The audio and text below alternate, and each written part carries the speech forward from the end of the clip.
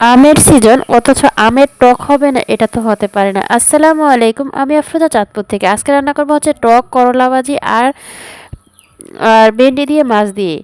তো এই তো আমাদের রান্না শুরু। সকালে ঘুম থেকে উঠেই আমাদের ভাবতে হয় কি রান্না করব। আর যদি রান্না রেডি থাকে তাহলে রান্না করতে খুবই ভালো লাগে। রান্নার সবচেয়ে কঠিন কাজ হচ্ছে কুটাকাটা। কুটাকাটা থাকলে তাহলে রান্নাটা খুব সহজে হয়ে যায়। কুটাকাটা করতে যতটা সময় লাগে রান্না করতে অতটা সময় লাগে না। তো এই তো ভেন্ডিগুলো মাঝারি সাইজ করে কেটে নিব। ছোটো ছোটো সাইজ করে কাটলে নরম হয়ে যাবে। আর ভেন্ডিগুলো খুব সহজে সিদ্ধ হয়ে যাবে। আর আরও কেটেছিলাম হচ্ছে করলা ভাজি এবং আলু। করলার জন্য আলু দিলে তাহলে করলা ভাজিটা একটু তিতাটা একটু কম লাগে, খেতে ভালো লাগে। তার জন্য ছোটো ছোটো পিস করে আলু কেটে নিয়েছিলাম এবং কেটে নিয়েছিলাম করলা। তো এই তো এখন রান্না সব কিছু রেডি। রান্না করতে তত একটা সময় লাগবে না। আর আজকে রান্না করবো হচ্ছে চুলার মধ্যে। চুলার মধ্যে রান্না করতে আমার কাছে খুবই বিরক্ত লাগে। আমার কাছে গ্যাসে রান্না করতে অনেক ভালো লাগে। সব কিছু কুটাকাটা থাকলে রান্না করতে অত একটা সময় লাগে না, মিশিংয়ের মতো রান্না হয়ে যায়। আর কেটে নিয়েছিলাম হচ্ছে টকের জন্য আলু। সব কিছু আগে থেকে রেডি করে রাখি রান্না করতে, যাতে তত একটা সময় না লাগে। তো এই তো ভালোভাবে কুটে ধুয়ে নিয়েছিলাম। আর তারপর মাছ ভিজিয়ে রেখেছিলাম। আর এখনকার তো হচ্ছে ডিপ ফ্রিজে সব কিছু রাখা হয়, আগে থেকে নামিয়ে রাখতে হয়। নামানোর পরে ভালোভাবে সব কিছু ধুয়ে নিতে হয়। তো এই তো মাছগুলো ছোট ছোট পিস করে কেটে নিয়েছিলাম। আগে থেকেই কাটা ছিল, ফ্রিজে রাখা ছিল। আর এখনকার যুগে সব কিছুই এই ফ্রিজে রাখা হয়। মাছ তরকারি, কাঁচা তরকারি, গরুর মাংস, মুরগির মাংস রান্না করেও রাখা হয়। তো এই তো খাটাইয়ের জন্য হচ্ছে আলু সিদ্ধ করব, আর সাথে আলুর ভর্তার জন্য আলু সিদ্ধ করব। তো এগুলো হচ্ছে আসলে কুকারে করছি, যাতে অল্প সময়ের মধ্যে রান্না করা যায়। তার জন্য আমি কিছু কুকারে করছি এবং কিছু চুলায় করছি।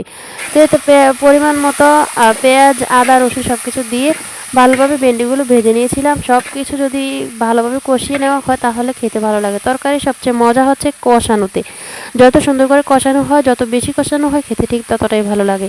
তারপর পরিমাণ মতো পানি দিয়ে ভালো করে ভেন্ডিগুলো সিদ্ধ করে নিয়েছিলাম। আর যখন সিদ্ধ হয়ে গিয়েছিল লবণ দেখে মাছগুলো দিয়ে দিলাম। আর আমরা হচ্ছে পরিবারে 4 জন সদস্য এবং অল্প তরকারি অল্প মাছই আমাদের জন্য যথেষ্ট। তো এই তো আমরা এক এক করে রান্না শেষ করে ফেলবো।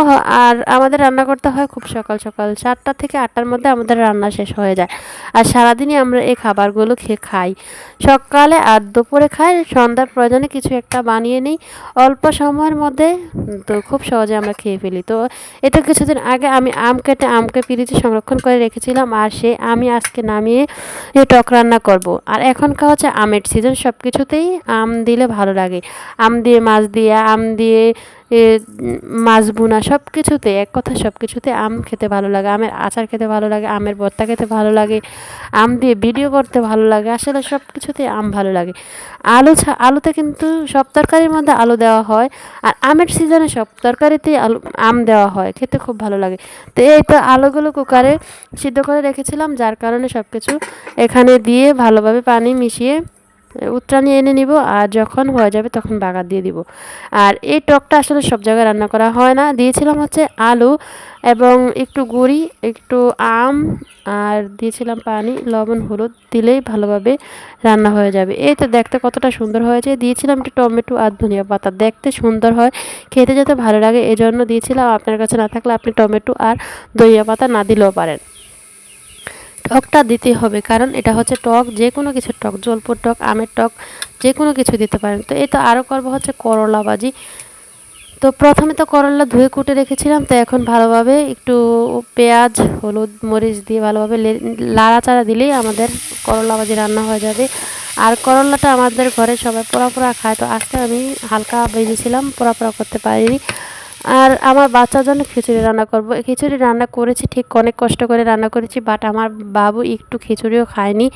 ভালো করে রান্না করেছিলাম, একটু বাগারও দিয়েছিলাম, তারপর বাচ্চা খায়নি, তার জন্য ডিপ ফ্রিজে সংরক্ষণ করে রেখে দিয়েছি। কোনো একদিন নামিয়ে আবার খাওয়ানোর চেষ্টা করব, যদি খায় না হলে ফেলে দেবো। ছোটো বাচ্চাদের খিচুড়ি খাওয়ালে কিন্তু অনেক ভালো, অনেক ভিটামিন, কারণ এটা অনেক কিছু দিয়ে রান্না করা হয়, চাল, ডাল, আলু, তারপর বিভিন্ন শাক সবজি দিয়ে। তো আসলে বাচ্চারা খেতে চায় না, ভিটামিন হলেই বা কি, সব কিছু একসাথে থাকলে কিন্তু খুবই ভালো হয়, কিন্তু খায় না।